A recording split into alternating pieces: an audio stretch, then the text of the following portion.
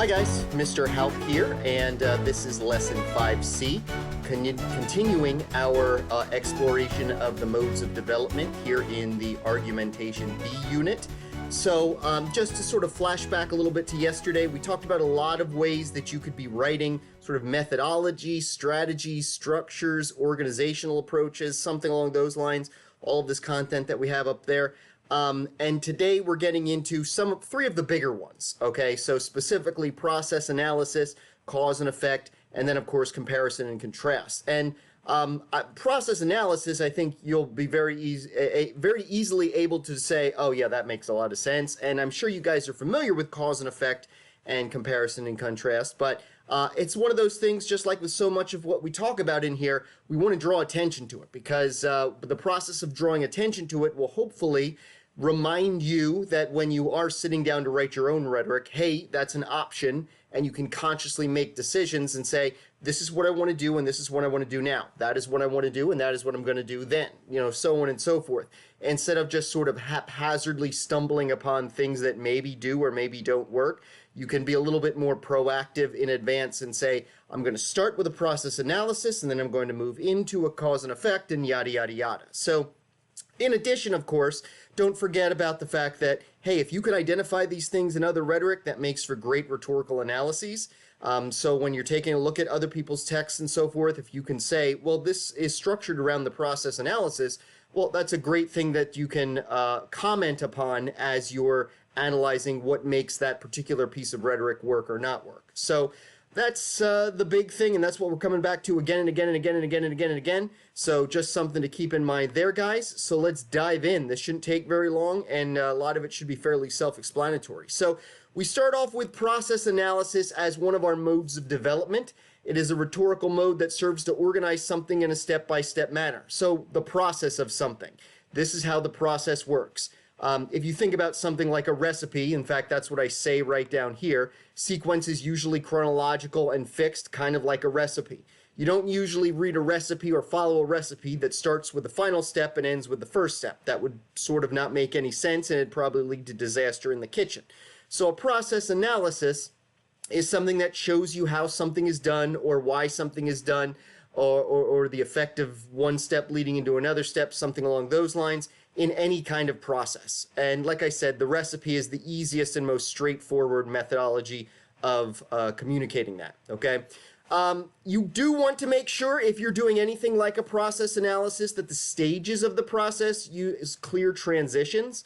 What happens first, what happens second, so on and so forth, but also if there are any time gaps in between them as well. So you'll see I've got there as examples: first, next, after 2 days, finally, just to make sure that there isn't any confusion or uncertainty about how that process is moving through time.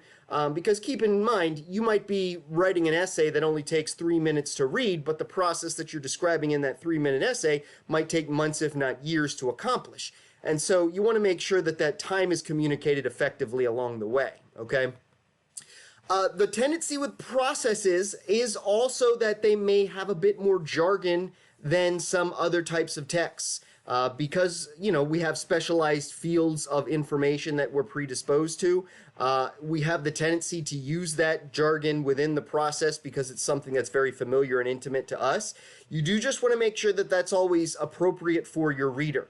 So if the process is something super either abstract or technical or advanced in a way that the average reader isn't necessarily going to understand the jargon that you're using, you do want to monitor that very closely and either provide definitions for specific jargon that you insist on keeping in, or else use simpler terminology along the way, just to make sure that everything's completely comprehensible, okay?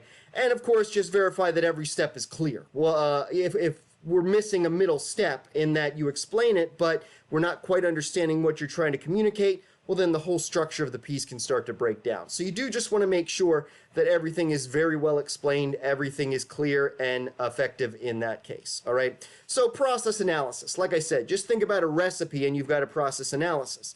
And there are a lot of things that you might be trying to communicate to somebody in your rhetoric that require that specific kind of process, especially if you're going to be using any kind of claims of policy or solution. A lot of times process analysis sort of goes hand in hand with that. okay?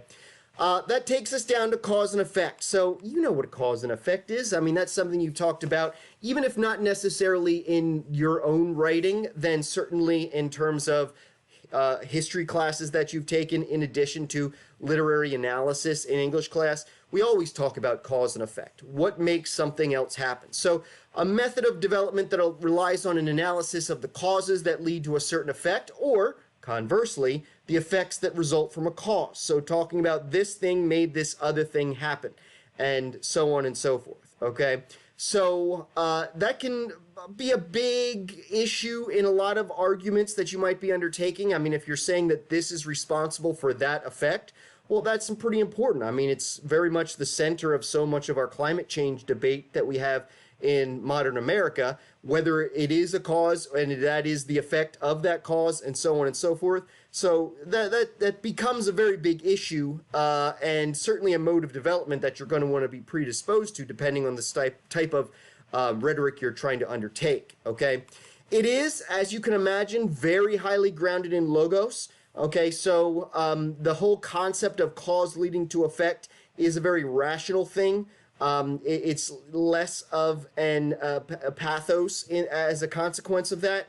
I mean, certainly saying that one thing caused another very negative, very terrible effect is obviously going to stimulate some pathos, but bear in mind that the sort of groundwork for a good cause and effect essay isn't about stimulating those emotions, although those emotions certainly may be stimulated. It's about saying that this is directly responsible for that. And that has a tendency to be more rational and therefore more logos-based than pathos-based, okay? Keep in mind that you must carefully trace that chain of cause and effect to recognize possible contributing causes. And that's the difficult thing. It's actually, more than you would expect, very difficult to say that this thing caused that thing, okay? And it's one of those debates that comes up in a lot of scientific studies, because in a lot of cases there are more variables than we can really account for. And so the question, even after the experiment is undertaken, has a tendency to be, okay, but did that really cause that effect? Or is that effect really from that cause? We don't necessarily know, okay? And that leads us a little bit down here to number 3. Writers must be careful not to jump to conclusions that there is only one cause or only one effect, okay? So think about that. A lot of times effects are the product of multiple different causes, and a lot of times a cause could have multiple different effects, possibly that interact with each other in unexpected and unusual ways. And so you want to be careful of that, because if your opponent in this argument that you're trying to undertake is in any way observant to the fact that there might be these other variables in play, they could really undermine and undercut your argument, okay? The thing that goes along with that then, the second half of what we got here, is you also must be careful not to mistake an effect for a cause or causation with correlation. So that's going to require a little bit of conversation right there. So sometimes the effect of something is not a cause, though we have a tendency to look at it as a cause, okay? We have a tendency to look at the thing that has occurred as the thing that caused potentially another occurrence or itself. And that, of course, can be problematic. And I know personally, if you go to college and are taking any advanced research courses, one of the things they're going to talk about extensively is this difference between causation and correlation. Okay, causation and correlation. So case in point, and this sort of goes back to that confusing an effect for a cause at the same thing. A great demonstration of that in modern society is the fact that loads of studies have shown that teenagers with excessive cell phone use have higher degrees of depression. So you could make the argument that more cell phone use causes more depression. That's mistaking causation and correlation, perhaps. Now, I'm not saying that cell phone use doesn't create that increased degree of depression, but it does also sort of confuse a couple of things in this case. Maybe people are using their cell phones more because they're already depressed. Maybe both of those things are stemming from some other situation that precedes both the use of the cell phone and the presence of depression. So you need to really be prepared for the fact that effects can sometimes be mistaken for the causes, as well as that concept of cause and correlation. Two things might happen at the same time, therefore there's a correlation without the one thing necessarily causing the other thing, okay? And that's a big issue when it comes to cause and effect argumentation, okay?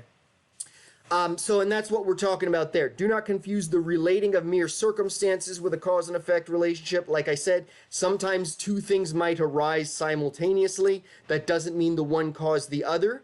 That might mean that there is a correlation between those two things, but it doesn't necessarily mean that the one thing caused the other. You want to turn your causal relationships into causes and effects by using carefully chosen examples, and that's the big type of evidence that you want to be incorporating into your cause and effect essays. Examples, examples, examples, examples, examples. The more examples you give, the more likely that cause and effective relationship is going to show. In addition to the fact that hopefully there isn't going to be a plethora of contrary examples that your opponent could pull from. Examples that show that, well, this same thing didn't have the same effect in all of these other circumstances with the same variables. So something worth noting there. You also want to make sure that you're carefully addressing each step in the series of causal relationships, and if you don't, you risk losing your reader. So these cause and effect relationships have a tendency to be very complicated and difficult to wrap one's mind around. If your goal is to make sure that your reader understands that this cause creates this effect, then if there are a sequence of degrees or steps leading from point A all the way to point Z at the end of that effect, you need to make sure that your reader is very perfectly comprehends what's going on in each of those individual steps. Or else, if there's any kind of breakdown, remember, you're going from A to Z, maybe process step number D, or letter D, I should say, doesn't make any sense. Well, then all the other steps, even if you perfectly explained them, all those 25 other steps are just going to completely fall apart. So you need to make sure that those steps of the cause and effect relationship are perfectly comprehensible to your audience, okay? That brings us down to the third and final one for today, and of course, this is something that you're very familiar with. I'm not saying anything that you don't already know, probably, but like I said, as always, this is just a reminder that, hey, this is how we sometimes develop our ideas. In addition to the fact that we should be on the lookout for other people's rhetoric using this, comparison and contrast. Juxtaposing two things to highlight their similarities and or differences. So putting two things side by side and saying, this is this is that, this is where they're the same, this is where they're different, so on and so forth, okay? So distinctions are often made to differentiate between two seemingly similar concepts or ideas. Think about that from the rhetorical perspective. If a lot of people look at this one thing and this other thing as being almost the same thing, and it behooves your argument to really show those differences between those two things, that's a great time to start bringing up the comparison and contrast, okay? And you can make those concessions where you say, well, yeah, sure, this is the same and that is the same. List of 20 other reasons why these things are nowhere near close to each other, and so we shouldn't be lumping them into the same category, okay? Arguments frequently reflect a comparison and contrast of people, ideas, policies, or viewpoints, really anything that you want, okay? But there needs to be some basis for lumping these two things together, some reason that either you or other people see them often in the same category, so that you can either A, show how they're so similar, but also B, show how they're different if that's more valuable to your particular argument in that case. But like I said, could be people, could be ideas, could be policies, could be viewpoints, could be anything really, okay? Rhetorical analysis requires you to discuss differences or similarities in the method, style, or purpose of two texts. Now, this is kind of backtracking a little bit, but it's really important, and so that's why I left it here, because remember, like I said, sure, we have these three overarching units for this course as a whole: rhetorical analysis, argumentation, and synthesis. But at the end of the day, they're all deeply intertwined, and some of these things I could just as easily be talking about in those other major units as I am talking about it right here and right now. And so I'm sort of backtracking a little bit to that whole concept of rhetorical analysis to remind you guys that, hey, this is kind of one of the things we do when we're doing rhetorical analysis. You're discussing the differences and or similarities between methods, styles, purposes of two texts in any fashion. You might also be doing that, just to really take this to the next level, in synthesis. Because remember, in your synthesis writing prompts, you're going to have maybe 7 different texts. It may be essential and valuable to your argument to really compare and contrast, show differences and similarities between the method, style, or purpose of 2 or more of those texts that you've got there. So keep in mind that, just like with all of this stuff, there isn't like a defined finite line that divides rhetorical analysis from argumentation from synthesis. They're all intimately related to one another, okay? In order to be effective, the writer must use categories that make the 2 subjects appear similar so that their differences become negligible. So this is more on the comparison, showing the similarities side. Sure, any 2 things are likely going to have some similarities and some differences. Your goal in a good comparison and contrast is to make sure that whatever your argument is, the contrary side is negligible, okay? So if you're trying to show that 2 things are very similar to each other, you're not going to argue that there are no differences, but you're going to argue in some way, shape, or form that those differences are negligible, are forgettable, that we can completely ignore them. Or vice versa, that 2 things are so different that even though they have X, Y, and Z similarities, those similarities really pale in comparison to the vast difference that you've got in terms of their differences, okay? So that's comparison and contrast. Again, hopefully not something that I'm saying that is markedly unexpected or unusual for you guys.